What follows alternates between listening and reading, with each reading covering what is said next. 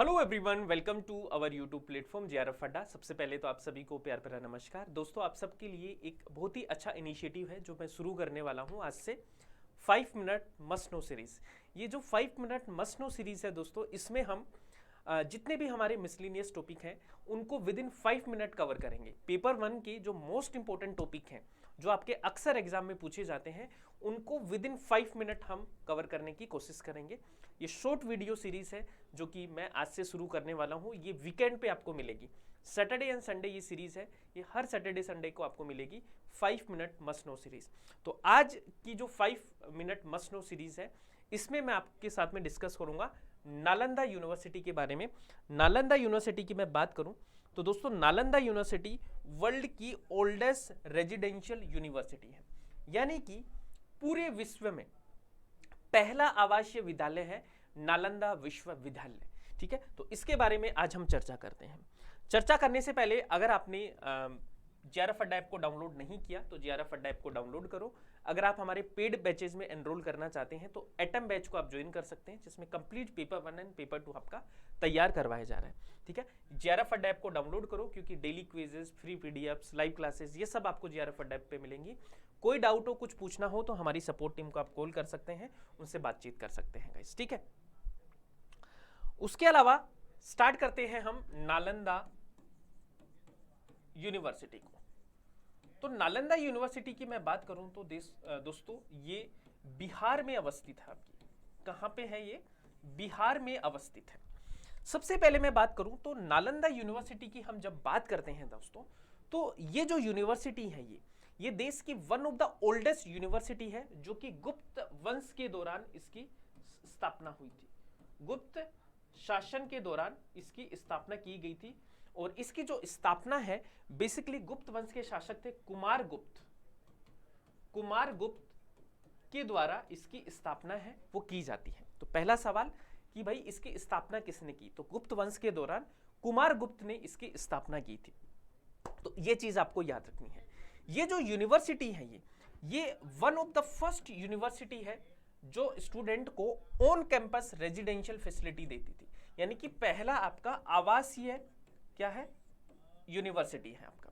तो प्लीज इसको जरूर याद रखना, ये पहला आवासीय यूनिवर्सिटी है और ये गुप्त वंश के दौरान स्टैब्लिश हुआ था, यानी कि 4th-5th सेंचुरी में इसकी स्थापना है वो की जाती है।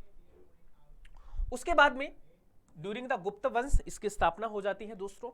और ये जो यूनिवर्सिटी है इसमें बहुत बड़े बड़े रिनोन एलुमनाई और स्कॉलर्स हैं वो यहाँ से पढ़े हुए हैं। तो बहुत विद्वान लोग हैं जो यहाँ के एलुमनाई रहे हैं, यहाँ से उन्होंने पढ़ाई की है। तो कौन कौन से ऐसे स्कॉलर रहे हैं जिन्होंने यहाँ से पढ़ाई की है, तो उसमें आपका जैसे धर्मपाल आएंगे, है ना, वसु बंधु आएंगे, शु विष्णु आएंगे, आपके धर्म कीर्ति, अशांगा, हर्षवर्धन, है ना, आर्यदेव, नागार्जुन, है ना, पद्म संभव, है ना, जुआंगजांग, ये चाइनीज ट्रेवलर था, है ना, जिसको हम हेनसांग के नाम से भी जानते हैं। इसने यहाँ पे क्या की थी, पढ़ाई की थी। तो ये कुछ स्कॉलर है जो यहाँ से क्या है पढ़े हुए हैं। उसके बाद में हम तीसरे पॉइंट पे आएंगे।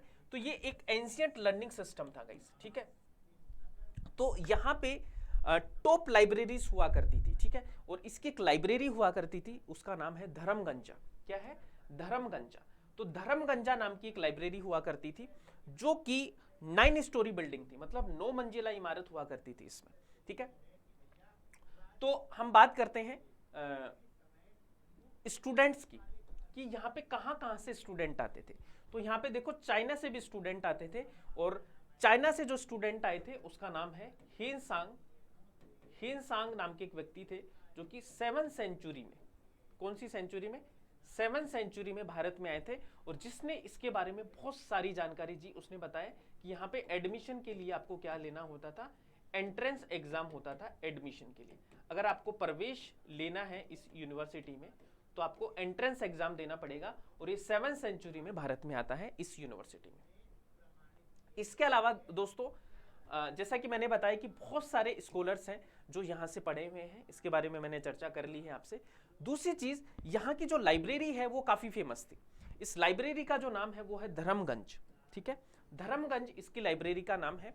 और ये जो लाइब्रेरी थी ये 3 पार्ट में डिवाइडेड थी, ठीक है। इसके 3 बिल्डिंग्स हुआ करती थी। यहां से आपके काफी बार क्वेश्चन पूछे जाते हैं। रत्ना सागर, जिसको CF ज्वेल बोलते हैं, पहला। दूसरी है आपका रतन रंजिका, डिलाइटर ऑफ ज्वेल, दूसरा। एक रत्नोधी, ठीक है, ओशन ऑफ ज्वेल। और गंज का मतलब क्या होता है? Mountain of truth. तो ये जो लाइब्रेरी थी ये 9 मंजिला इमारत हुआ करती थी और इसकी 3 बिल्डिंगें थी, ठीक है, 3 बिल्डिंगें थी। कौन कौन सी थी? ये 3 बिल्डिंगें हैं जिनको आपको याद रखना है, ठीक है जी। उसके अलावा दोस्तों ये जो यूनिवर्सिटी थी, ये बहुत सारे इन्वेडर्स हैं जिनके द्वारा इस पे अटैक किया गया। हूणों के द्वारा किया गया, गौदास के द्वारा किया गया और बख्तियार खिलजी। फाइनली 1193 में एक टर्किश इन्वेडर आता है, बख्तियार खिलजी, जो इस यूनिवर्सिटी को जला देता है। और ऐसा बताया जाता है कि ये यूनिवर्सिटी की जो लाइब्रेरी थी वो 3 से 6 महीने तक धक धक करके क्या रही थी?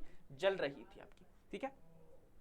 और ये यूनिवर्सिटी को दोबारा से अभी रीओपन किया गया है 800 साल बाद में। अभी ये जो यूनिवर्सिटी है ये यूनेस्को की वर्ल्ड हेरिटेज साइट है, ठीक है।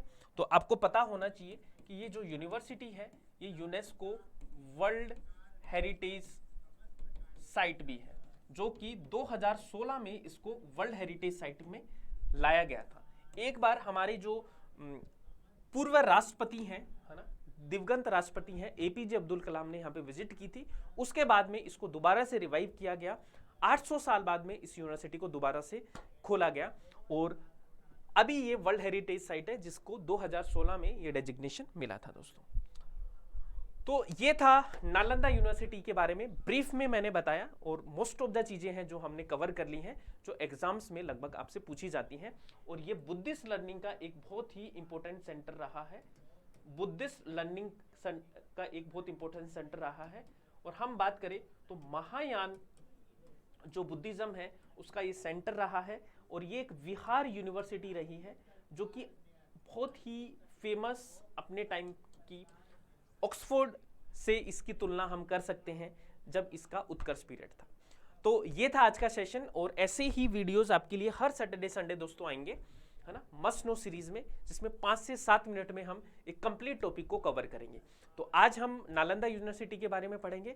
नेक्स्ट जो वीडियो आएगा उसमें हम जो लेटेस्ट अपडेट है UGC के यूनिवर्सिटीज कितनी है भारत में उसके बारे में विद इन 5 मिनट कवर करेंगे। तो थैंक यू सो मच। अगर आपको ये सेशन पसंद आ रहा है, ये इनिशिएटिव पसंद आ रहा है दोस्तों, तो कमेंट करके जरूर बताना और कोई आपको टॉपिक पढ़ना हो तो उसके बारे में भी आप मुझे बताना।